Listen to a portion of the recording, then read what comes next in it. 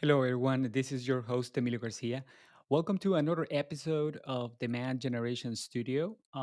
Today, we are going to have a conversation about a topic that comes very frequently in my conversation with prospects and clients. And that one is the difference between lead generation and demand generation. Very similar concepts or related one at least, but there are nuances in the strategies and the tactics behind them that are very important to understand.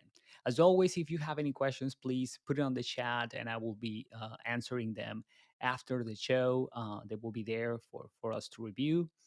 And without further ado, let us dive right away into the topic. The first one, obviously, the first question is exactly what is lead generation?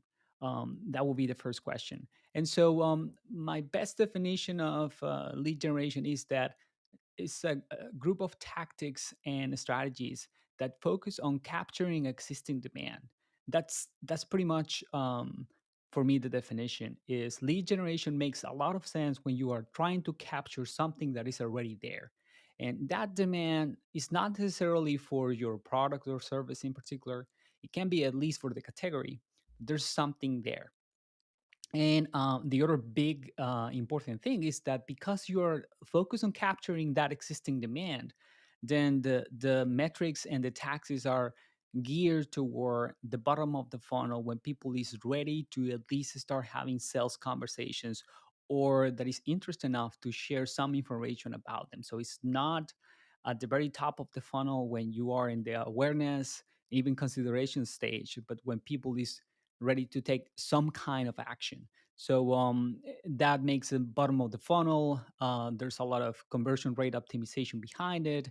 You have your CTAs is in the past used to be or is still today driven by gated content, right? Content that you put behind a form, and therefore there's landing pages. And usually, what you're trying to do is to either build, maintain, or manage a database, right? So those will be kind of like the examples of what is or the idea behind what is lead generation. Now, obviously, some of you might ask, well, can you give me some examples of how lead generation looks like? And for sure, any time that you create campaigns or tactics that are around solving people's problems, and that in the case of that you want to capture information, you're probably behind a lead generation tactic or campaign. So, for example, in the case of paid media, which is a popular channel to use for lead generation, campaigns geared toward conversions are the ones that are usually behind lead generation efforts. So, you want to get forms filled, you want to get phone calls, you want to get this chat conversation started. Those are example of paid media campaigns where the focus is lead generation. If you go more for content, then for example, efforts to build a newsletter subscription are usually behind lead generation efforts.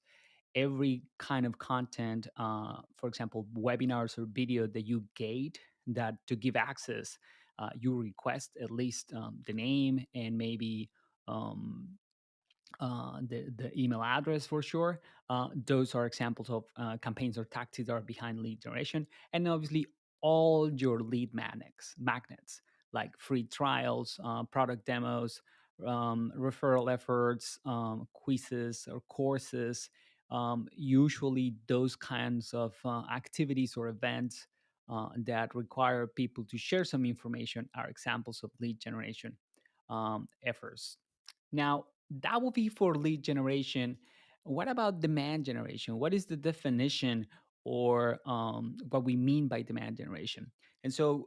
While for me, demand generation includes lead generation, right? For me, demand generation is a series of tactics and strategies that allows you to both capture demand and generate or create new demand.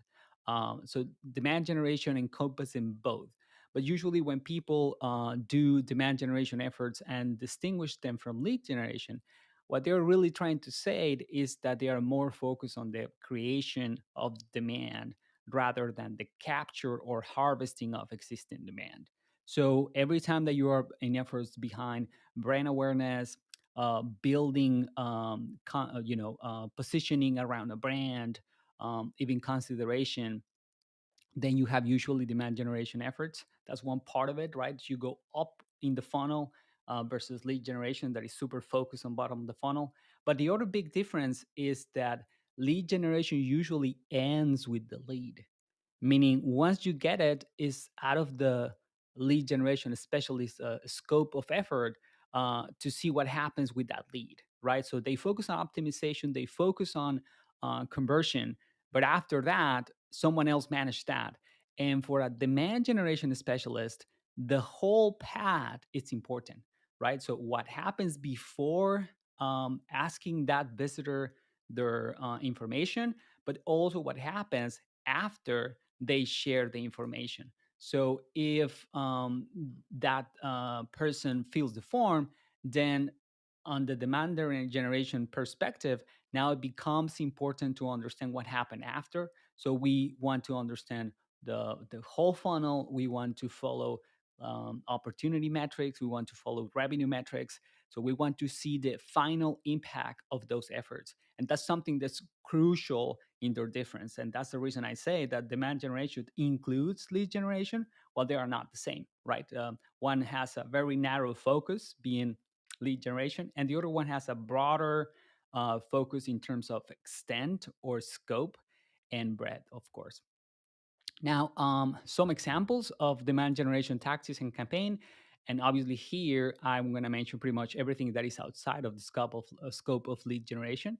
But you have your content marketing efforts, especially the ones that are geared toward brand awareness.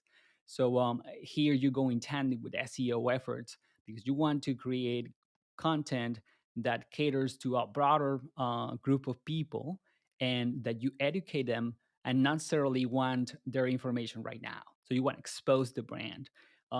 Efforts on video that are not gated, like for example, YouTube channels, that will be an example of video content that is geared more toward generating or creating demand rather than capturing it.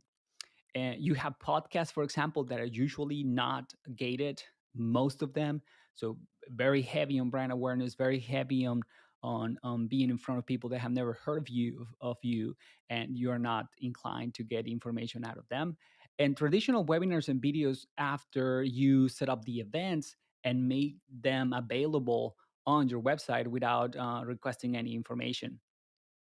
PR efforts and events in general in the physical world, they can be a combination of both, but usually the goal is just create brand or build brand.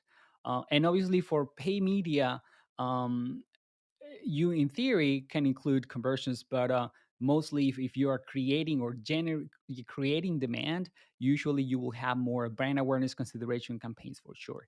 And finally, social media in general, because that audience that you're building, you are not necessarily um, extracting those emails or that information directly from the social media platform. You could in theory, but usually that's not the goal. The goal is to build a community, to expose more people to your brand. So that will be also something that you can consider of the demand generation domain. Now, something really important is um, where what are some of the ways that you can measure lead generation results. So because in lead generation you focus on that conversion, you focus on those leads, your usual metrics is are lead volume growth, right? You want to know if you are getting more and more leads than in the past. But obviously, because you're going to have different channels, you want to also make sure that you are acquire them at the right cost or at the most effective cost. So cost of lead acquisition is a metric that becomes important. um, Part of that cost is driven by your conversion rates, in this case, lead conversion rates. So the ratio between the amount of people or visitors that you have on your website versus the amount of people that actually share the information. So that's a valuable metric. And obviously, to some extent, while the lead generation specialists or campaigns not necessarily focus on what happens after you get the lead. You still want to know if the leads that you're bringing to the organization are of quality. And so you have a lead to qualified lead ratio that sometimes is important to measure. So you incentivize the right behaviors on your lead generation efforts, and you just don't have things that or efforts that are just increasing volume but without almost no impact on the business. Now, very similarly, if you are doing demand generation efforts, you will want to track results. And while the lead generation metrics are part of them, because demand generation is broader in scope, you will have metrics that matter before the conversion, right? Up in the funnel, and after the conversion toward qualification and conversion into clients. So for the upper or the higher part of the funnel, or what happens before conversions, you will have website engagement, which usually translate into the time that people spend on the site, the pages that they visit, the content that they consume. And there are different ways that you can measure, right? Time that you watch videos or that you scroll pages are ways that you can measure in general engagement on the web page. If you are doing social media efforts, that's where you use your engagement metrics to understand how much of an impact are you having on those social networks, right? So you want to evaluate reach, you want to evaluate how many followers are you having or increasing, and the general engagement of those followers on your pages, right? If they are really not commenting and sharing and saving the post that you're putting there, probably they are not that interested in what you are showing up. um, in the case of content efforts that you distribute or are interested on promoting through social through search engines, then you will have your ranking for those blog pieces or pieces of content, and the CTR to some extent, right? How many people actually click on the results, and the traffic that usually you get out of the being on the first page of some of those results. And finally, after the conversion, the metrics that you want to measure that are related to demand generation are related to sales. In general, the ratio between opportunities and sales or revenue that you close. So your demand generation efforts usually should impact the volume of opportunities that you have for the business. And very similar to what we were saying on demand generation or lead generation, sorry, the volume is important, but it's not the only metric, because you can have a lot of supposedly opportunities that lead to no business, and that wouldn't be helpful. You will have your sales rep just wasting time. So you want to have a good ratio of opportunities to close, and you also want them to not be so expensive. If you have multiple channels, you want to understand which ones are the most effective, or the general effort, how much how effective it is into getting quality opportunities and quality business.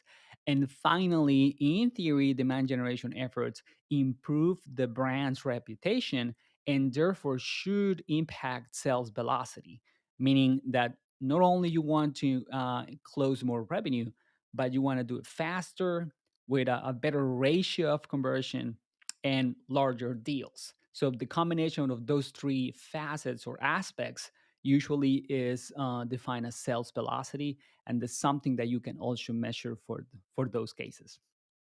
Now, so those will be some of the metrics that you will use for demand generation.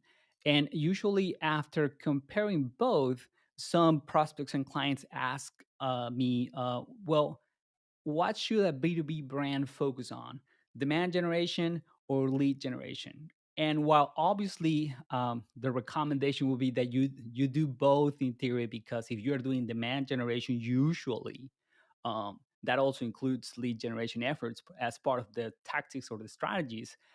There are situations where one aspect is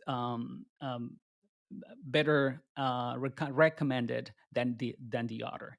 And one quick example that I have is for B2B brands that are newer or that just launched, either the company just launched or the product category that they're getting into is newer, or there's not a lot of recognition about the product itself, if it's established company that is going into a new market, then usually in those cases, demand generation, the creating demand aspect of demand generation makes more sense. Because if you start lead generation efforts and there's no audience that is actually searching for your solution already, then you will have a very low volume of actual leads. So in those cases, you want to start with demand generation. You want to build brand awareness for both the company, the product, the kind of solutions that you have, the kind of problems that you solve, and even broadly the kind of problems that your buyer might encounter, even if some of them you are not able to solve at all, or your solution is not the best. So in those cases, you want to educate your prospective buyer um, first, rather than trying to capture something that is not there. So for those cases, for B2B brands that have a new marketing effort, new product, or the company is just brand new, demand generation makes more sense. If you are a more established company with a recognizable brand, and the product or service that you have is well known, and or the category itself is well known, then it makes more sense to focus on lead generation. Or at least if you do that first, you will drive more results initially than if you put those efforts behind demand generation, where probably you already have some impact. So usually when you do specific lead generation efforts, you are trying to optimize or increase the impact that your current brand has already on the results of the business. And in those cases, focusing on lead generation makes more sense. Now, as you might guess, however, definitely they can work together. You can have specific tactics for lead generation to optimize the traffic that you already have, to take advantage of the community that you have already built on social media, or even to go pay media after very bottom of the funnel keywords that are competitive to you because you have a strong brand.